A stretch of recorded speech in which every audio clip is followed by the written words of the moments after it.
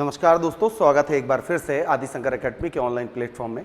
पिछली कक्षाओं में हमने स्वर संधि के बारे में समझा और यदि आपको स्वर संधि बहुत अच्छे तरीके से समझना है या आप चाहें कि कोई भी त्रुटि ना हो, कहीं से भी एक प्रकार एक गलती ना हो और अच्छे अंक आपको अगर पाना है तो सबसे पहले आपको वर्णमाला सीखनी पड़ेगी। यदि आपको वर्णमाला अच्छी आती है, वर्ण विचार आपने पूर्णतः कंप्लीट किया हुआ है, ध्वनियों के बारे में समझा है, मात्राओं के बारे में समझा है, संयुक्त व्यंजन क्या होते हैं इसके बारे में समझा है, रा के नियम आपने देखे हैं, पंचमाक्षर के उच्चारण स्थल के बारे में अगर आपने देखा है, प्राणवायु के निष्कासन के बारे में बहुत अच्छे से पढ़ा है, तो आपको संधि में कभी दिक्कत नहीं जाएगी। इसलिए संधि को पढ़ने से पहले आपको सर्वप्रथम करना क्या है, आपको वर्णमाला अच्छी करनी है। आइए तो आज हम संधि में चर्चा करने वाले हैं व्यंजन संधि के बारे में, अर्थात जब दो निकटवर्ती वर्णों का परस्पर मेल हो और उनमें से एक व्यंजन वर्ण हो, ऐसी स्थिति में जो विकार उत्पन्न होता है या संधि आप करते हैं उसे हम व्यंजन संधि कहते हैं। यह इसकी परिभाषा है, इससे तात्पर्य है। जैसे यहाँ पर एक शब्द लिखा हुआ है सम। क्या लिखा हुआ है? सम। ये शब्द है सम और दूसरा लिखा है तोष। तो आपने कहा कि कोई एक शब्द लिखा हुआ है और कोई दूसरा शब्द है। अब शब्दों का मेल तो हो नहीं रहा है, वर्ण का हो रहा है। और ये अंतिम वर्ण में जैसे ये दा लिखा हुआ है तो दा में क्या छुपा है? आ। और फिर ये क्या छुपा है? सा। पहले सा आया। अब इस स्थिति में दोनों में से एक क्या है? व्यंजन वर्ण है। अगर मैं देखूं तो इसका प्रथम वर्ण क्या हो गया? व्यंजन हो गया। ऐसी भी स्थिति, तो ये प्रथम शब्द का अंतिम वर्ण क्या हो जाए? व्यंजन हो जाए। यहाँ पर स्वर है, व्यंजन हो जाए। और उसका मेल किसी स्वर से भी हो सकता है और व्यंजन से भी हो सकता है। तो यहाँ पर सम धन तोष लिखा हुआ है। अब यहाँ पर नीचे क्या लगा हुआ है? हल। वर्णमाला में मैंने पहले ही बताया था कि वर्ण क्या होते हैं और अक्षर क्या होते हैं। दोनों वर्ण के बाद बनाए जाते हैं अक्षर। स्वरों को हम वर्ण और अक्षर दोनों में गिनते हैं, लेकिन व्यंजन के साथ ऐसा नहीं है। यदि सास्वर व्यंजन वर्ण आप लिखते हैं, सास्वर व्यंजन वर्ण, सपोज मैंने लिखा का, इसका मतलब ये है का उच्चारण आप इसलिए कर पा रहे हैं का क्योंकि इसमें आ छुपा हुआ है, या तो आप बड़ा का लिखोगे। किंतु यदि मैंने का के नीचे हल लगा दिया, इसका मतलब अब इसमें स्वर नहीं है, तो ये स्वर रहित है, स्वर विहीन है। इस स्थिति में यह क्या कहलाएगा? वर्ण कहलाएगा। और ये क्या कहलाएंगे? अक्षर कहलाएंगे। इसकी हमने वैसे चर्चा की है, बहुत अच्छे से समझा है वर्णमाला में। तो यही लिखा है, सम लिखा है, तो सम के नीचे क्या लिखा हुआ है? देखिए, माँ के नीचे हल लगा हुआ है, अर्थात यहाँ पर माँ है और यहाँ पर ता है। अभी हम नियम नहीं पढ़ रहे, ठीक है, कि माँ का मेल का से लेकर माँ तक हो, तो इस स्थिति में माँ उसी वर्ग के पंचमाक्षर में परिवर्तित हो जाती है, ऐसा नियम नहीं। तो सम धन तोष, तो हमने क्या बना लिया? संतोष। तो ये वर्ण कौन सा है? व्यंजन वर्ण, ठीक है। ये दिक हल लगेगा इसके नीचे, तो दिक का आ गया। का मेल आ से हो रहा है, स्वर से हो रहा है, यहाँ व्यंजन से हो रहा है। इस परिस्थिति में हम क्या कहते हैं? इसे व्यंजन संधि कहते हैं। बड़ा आसान है। अब व्यंजन संधि को समझने के लिए हमको व्यंजन संधि के नियम याद करने पड़ेंगे। अब नियम याद होंगे नहीं तो आपको करना कुछ नहीं है, एक उदाहरण याद कर लें और नियम याद हो जाएगा। मैं आपको समझाने का प्रयास कर रहा हूँ, ठीक है। चलिए, पहला नियम क्या कहता है? अब ये लिखा है वर्ग के पहले वर्ण का तीसरे में परिवर्तन। अब आपको वर्ग ही नहीं पता तो बड़ी दिक्कत हो जाएगी। वर्ग क्या है? जैसे आपने लिखा का, चा, टा, ता और पा। अब ये आपने क्या पढ़ा था वर्णमाला में? कचटता वर्ग। ये 25 स्पर्श व्यंजन है। तो आप वर्णमाला में 25 स्पर्श व्यंजन पढ़ते हैं, तो का वर्ग में का, खा, गा, घा, अंग, इनके नीचे मैंने लगा लिया हल। चा, छा, जा, झा, इया, चा, छा, जा, झा, इया, टा, ठा, टा, सॉरी, डा, धा, बड़ा, ता, था, दा, धा, ना, उसी प्रकार से पाफा, बाभा, मा। तो ये 25 स्पर्श व्यंजन है, इसे का वर्ग कहते हैं, चा वर्ग, टा वर्ग, ता वर्ग और पा वर्ग। क्या लिखा है? वर्ग के पहले वर्ण का, मतलब पहला वर्ण कौन सा है? ये है कचटता। पहले वर्ग के पहले वर्ण का तीसरे में परिवर्तन, मतलब इसके रूप में परिवर्तन होना, ये कहता है नियम। किस स्थिति में? तो पढ़ते हैं, आइए समझिए क्या कह रहा है। कह रहा है यदि वर्ग के पहले वर्ण कौन से हैं? का है, चा है, टा है, ता है और पा है। वर्ग का पहला वर्ण, ठीक है, का मेल, यदि पहला इनका मेल, कोई शब्द लिखा हुआ है, कोई भी शब्द हो सकता है, उसका मेल किसी दूसरे शब्द से आपको कराना है, और ये व्यंजन वर्ण होगा, ये तो क्लियर हो गया। अब व्यंजन वर्ण में क्या होगा? ये जो शब्द है या तो का हो जाए, चा, टा, ता या पा हो जाए। तो पहले शब्द का अंतिम वर्ण आपको कचटतप मिले, का, चा, टा, ता, पा, कोई भी एक मिले। किसी किससे हो जाए? स्वर से हो जाए, अर्थात और ये वाला कोई क्या हो? स्वर हो, या प्रत्येक वर्ग का तीसरा, प्रत्येक वर्ग का तीसरा, तो का, ख, ग, घ, अंग, तो तीसरा ये पहला है, ये दूसरा है, ये तीसरा है, ये चौथा है, ये पांचवा है। तो प्रत्येक वर्ग का तीसरा, मतलब ये पूरी लाइन आप उठा लें, अथवा चौथा तो ये पूरी लाइन उठा लें, अथवा अंतःस्थ, तो अंतःस्थ क्या है? या, रा, ला, वा, अंतःस्थ हो जाए।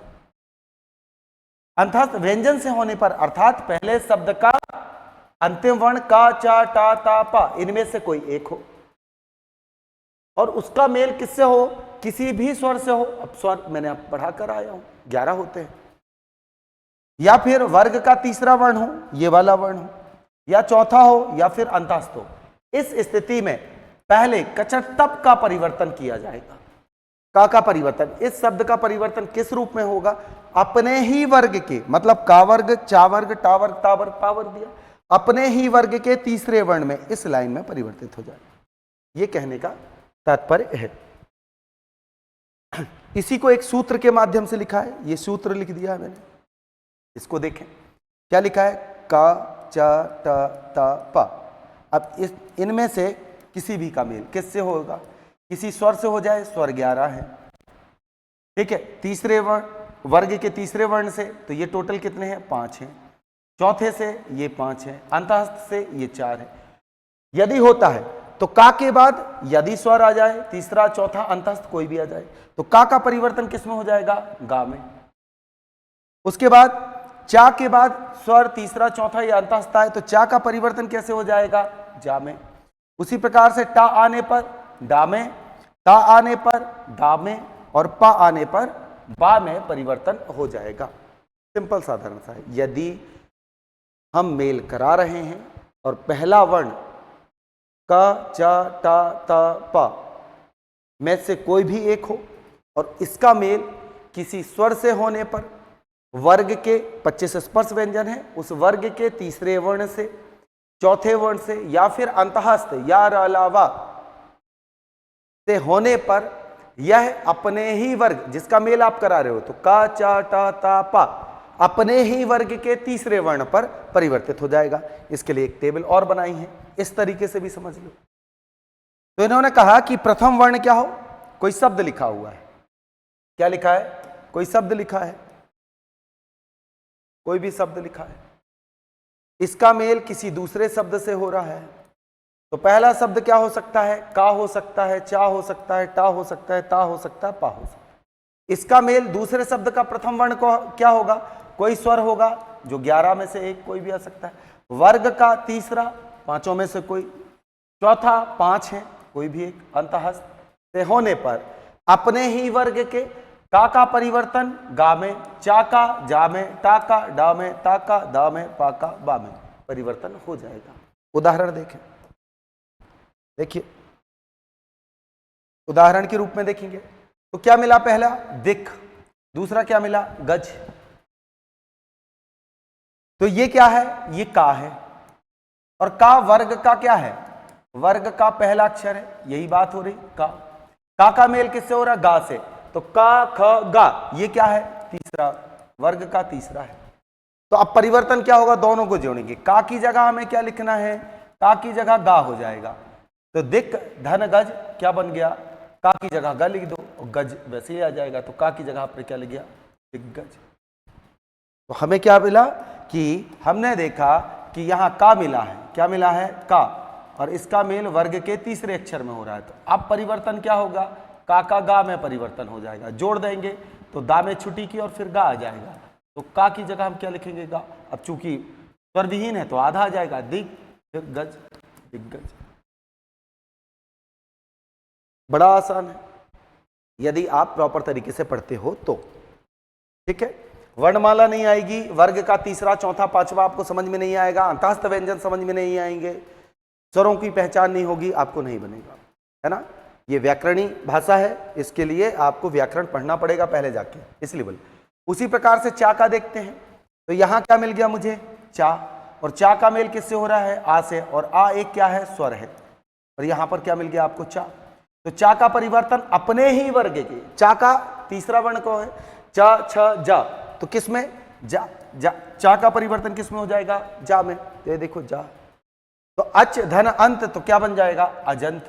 तो आपने चा की जगह क्या लिख दिया, अब चूंकि ये स्वर है तो स्वर जुड़ गया, तो आपने क्या लिखा, आ, चा की जगह क्या हो गया आपका, जा आधा, धन क्या जोड़ोगे, अंत, तो ये आ किस में जुड़ जाएगा, जा में, इसीलिए ये अक्षर पूरा हो गया। अगर इसकी जगह कोई व्यंजन वर्ण होता, वर्ग का तीसरा चौथा या अंतःस्थ, तो उसकी जगह पे क्या हो जाता, वो वर्ण आधा हो जाता। उसी प्रकार से टा का डा में परिवर्तन, तो सट, तो सट धन आनंद, तो देखो फिर आ जुड़ जाएगा, टा का परिवर्तन आप किस में कर दोगे, डा में, डा में, तो सडारन बन गया। भगवत, तो ये ता आया, ता के बाद क्या आया, भा, अब भा किस में आता है, तो याद करो, पा, फा, बा और भा, तो पहला दूसरा तीसरा चौथा, तो ये कौन सा है, वर्ग का चौथा अक्षर है, चौथा अक्षर है, तो ता का परिवर्तन किस में हो जाएगा, अपने ही वर्ग के तीसरे में, ता थ दा, तो ये देखो ता का परिवर्तन किस में हो जाएगा, दा में। तो भगवत धन भजन, तो क्या होगा, भगवत भजन। अब ये भा आश्रित दिख रहा है, 10 बार बढ़ाया है, कैसा लग रहा है, भा आधा, लेकिन एक्चुअल में क्या है, भग आधा दा है, फिर भजन लिखा हुआ है, भगवत भजन, जैसे भगवत धन गीता, भगवत गीता। ठीक है, अप का मतलब होता है पानी, देखो हल लगा हुआ है, जा का मतलब होता है जन्म लेने वाला, तो पा के बाद में क्या मिल रहा है, जा मिल रहा है, तो देखो पा कौन सा है, पा वर्ग में आ गया।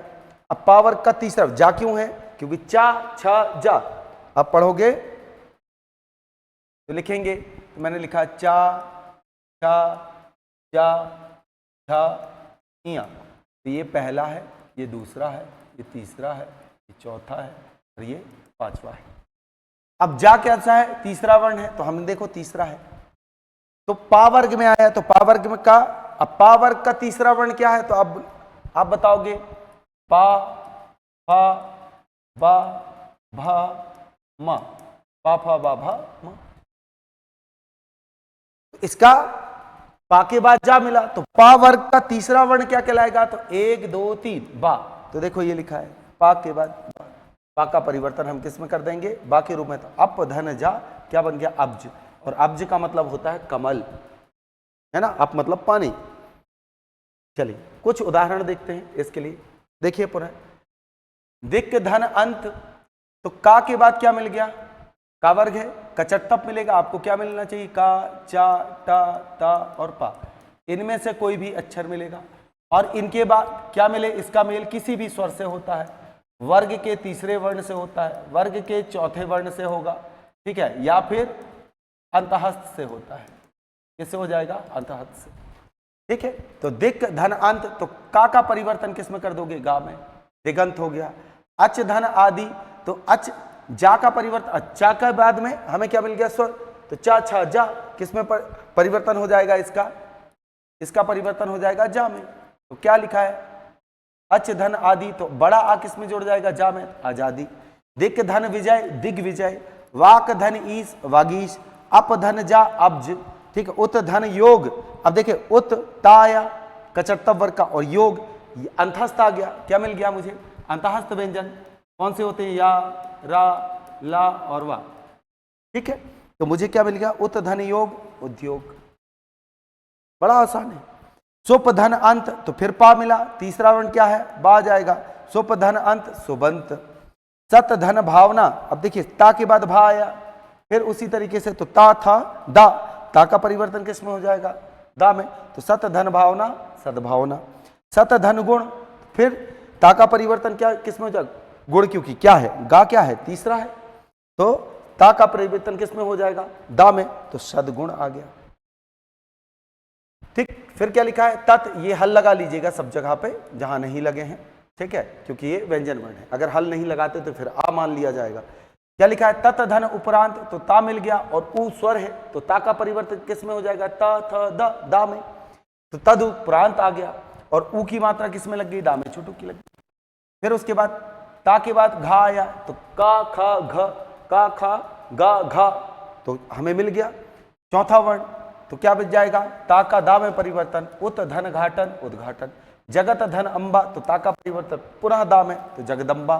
सट धन यंत्र, तो टा है, तो टा का परिवर्तन ट ठ डा में हो जाएगा, तो क्या बन जाएगा, षड्यंत्र। ठीक है, ऋक धन वेद, अब का मिल गया, तो का के बाद में क्या मिल रहा है, वा मिल रहा है, या रा ला वा अंतहस्त व्यंजन है, तो पुनः हम क्या करेंगे, का परिवर्तन किस में, इसके ही तीसरे वर्ग में, तो का खा गा, गा में परिवर्तन कर देंगे, ऋग्वेद बन गया है, का की जगह आपने गा कर दिया, ता की जगह फिर गा मिल गया, का खा गा तीसरा, तो ता का तीसरा वर्ण, देखिए तीसरा वर्ण भी आएगा।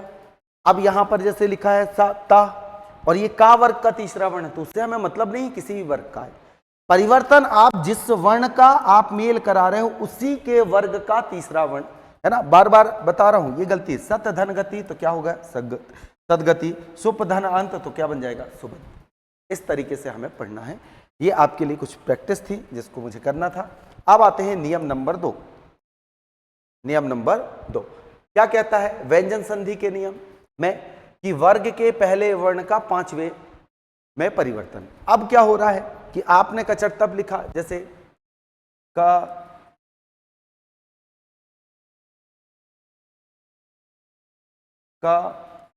चा ता ता प, आपने क्या लिखा, कचटता वर्ग लिख लिया। इसके पांचों अक्षर लिखते हैं, का खा गा घा अंक, फिर हल लगा ले इसके नीचे, चा छा जा झा इया, ता ठ ड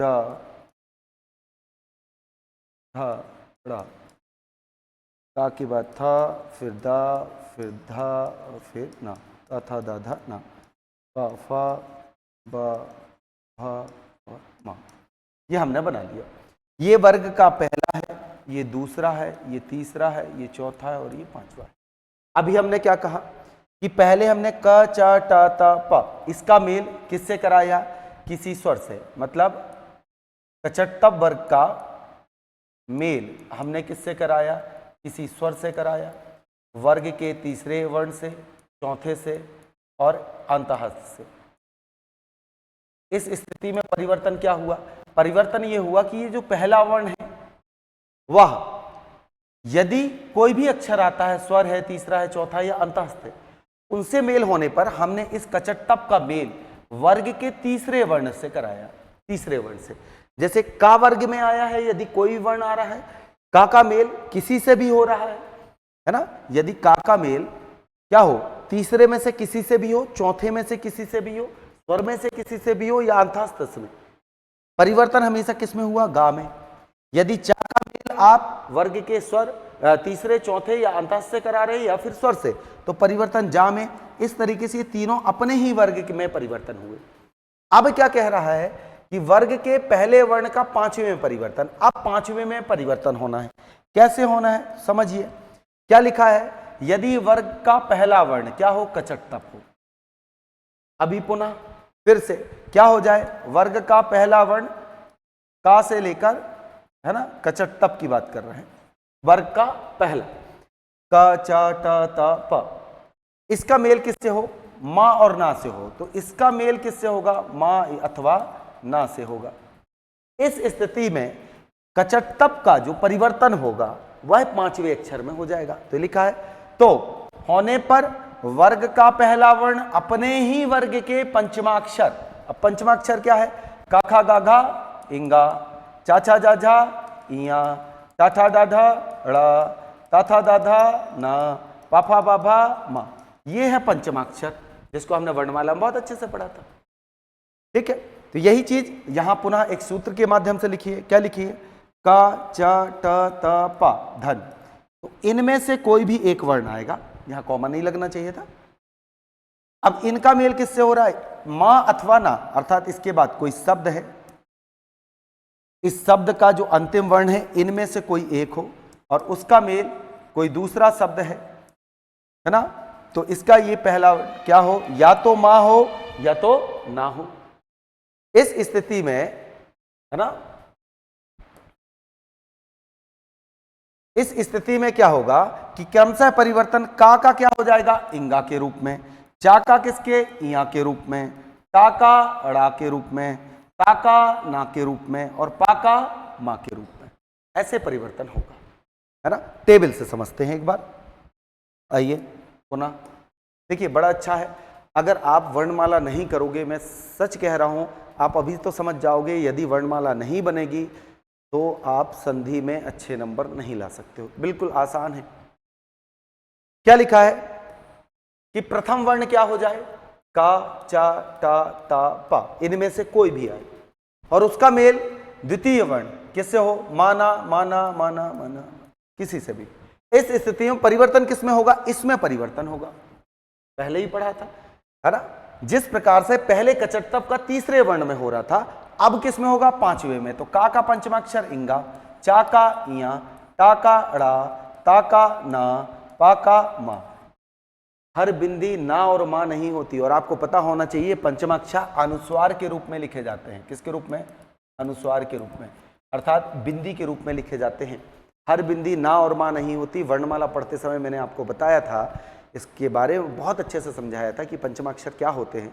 अनुनासिक होते हैं, मुखाग्र बिंदु के साथ साथ, है ना, हमारे मुख के साथ साथ नाक से भी प्राणवायु निकलती है, इसलिए इन्हें हम अनुनासिक रूप में पढ़ते हैं और अनुस्वार के रूप में लिखे जाते हैं। अब देखियो क्या लिखा है? वाक।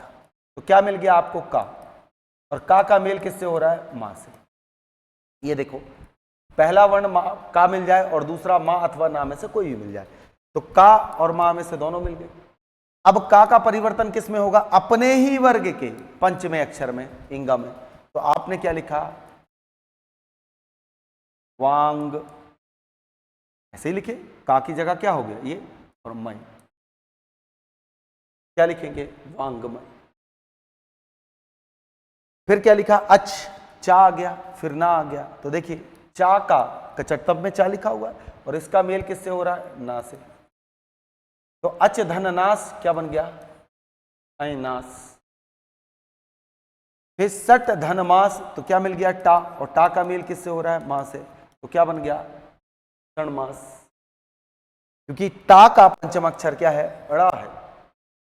उसी प्रकार से उत धन नति, तो ता मिल गया आपको और ता का मेल किससे हो रहा है? ना से। तो उत धन नति, तो क्या बन गया? उन्नति। तो ता का परिवर्तन किसमें हो गया? ना में। उसी प्रकार से अप धन मय, तो यहां क्या मिल गया? पा मिल गया आपको। और ये देखो पा है, पा का मेल मां और ना से हो रहा है क्या? हाँ, सा मां से हो रहा है। तो पा का परिवर्तन किस में हो जाएगा? मां में ही हो जाएगा, क्योंकि मां से हो रहा है और मां पा वर्ग का पंचमाक्षर भी होता है। तो क्या बन गया? अम्मय। बड़ा आसान है। इस तरीके से आप समझिए, नियम याद नहीं करने हैं आपको केवल उल्टा करके मैं अभी पढ़ाऊंगा। जैसे नियम कंप्लीट हो जाएंगे फिर उल्टे तरीके से मैं इसको समझाऊंगा। अब यहाँ पे कुछ उदाहरण हैं जिनको आपको करना है। मैं ये करवाता हूं, आप ये करिएगा, ठीक है। कमेंट्स में आप बताना इसका क्या है, और कोई भी दिक्कत होती है ना। जो भी वीडियो लेटेस्ट डला है आप उस क्लास के बारे में लिख दीजिए कि सर इतनी तारीख को ये क्लास थी या ये वाला वीडियो था, उसमें ये समस्या मैं आपको बता दूंगा।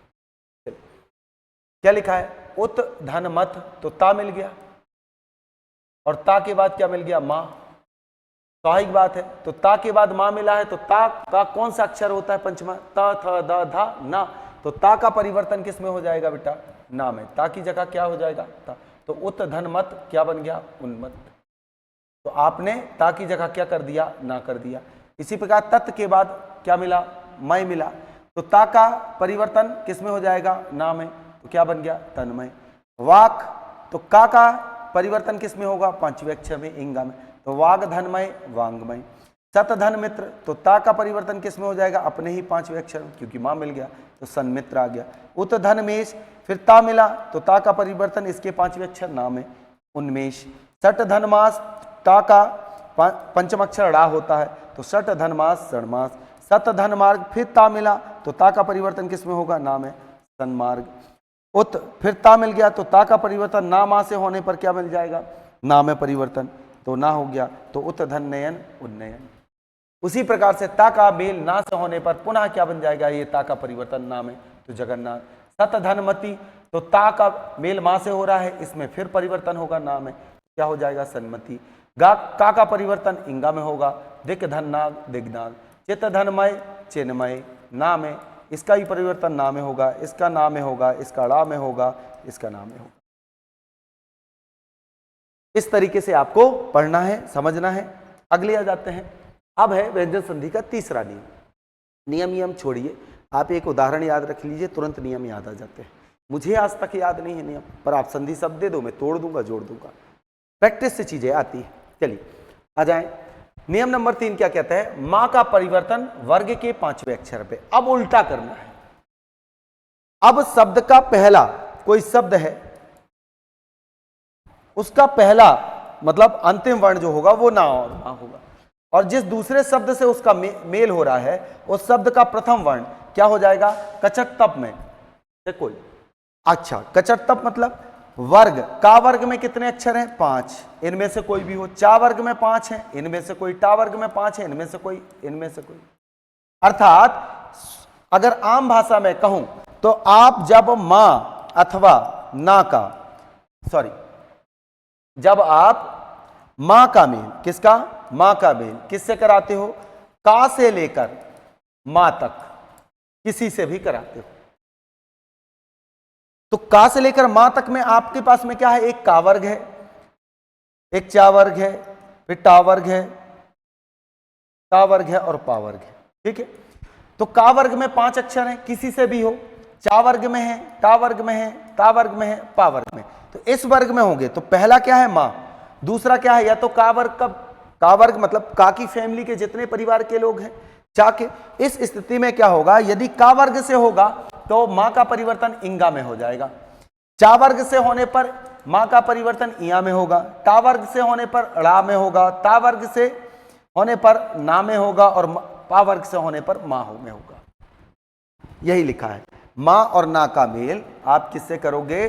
कचट्टव वर्ग से करोगे, तो इसका जो परिवर्तन है इंगा, इया, ड़ा, ना, मा, अर्थात ये का वर्ग में आएगा, ये चा वर्ग में आएगा, ये टा वर्ग में आएगा, ये ता वर्ग में आएगा और ये पा वर्ग में। समझ में आ गया? इस तरीके से। तो ये ना नहीं है ना, मां है केवल।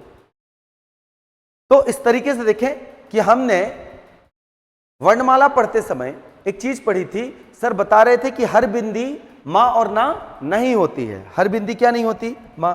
आप लिखते हो संजय, क्या लिखते हो? संजय। आप लिखते हो संचय, आप लिखते हो संगम, क्या लिखते हैं? संगम। आपको लगता है ये बिंदी या तो ना की है और या तो मां की है? बिल्कुल नहीं है भाई, ना ये मां की है और ना बिंदी। हर बिंदी ना और मां नहीं होती। समझना है? तो वर्णमाला पढ़ाते समय मैंने पढ़ाया था और मैंने कहा तो फिर आगे चल के मैं संधि बताऊंगा। देखिए, मां का मेल का वर्ग, चा वर्ग, टा वर्ग, ता वर्ग और पा वर्ग से होने पर यदि पहला वर्ण क्या आ जाए? मां आ जाए, और दूसरा का खा गा घा इंगा में से कोई भी हो, चा छा जा झा इया में से कोई भी हो, टा ठा डा ढा ड़ा में से कोई हो, ता धा दा धा ना में से कोई हो, ठीक है, और पा फा बा भा मां में से कोई भी हो।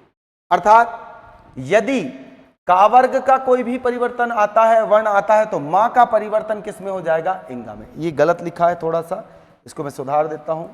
ठीक है, तो परिवर्तन है यहां पर मां का। किसका है? मां का। ये मां का, मां का परिवर्तन है मां। मां का परिवर्तन किस में होगा? इनमें होगा। ये ऐसे। आए उदाहरण देखते हैं। तो ये क्या लिखा है? समधन कल्प। तो क्या मिल गया मुझे? मां। और मां का मेल किससे हो रहा है? का से।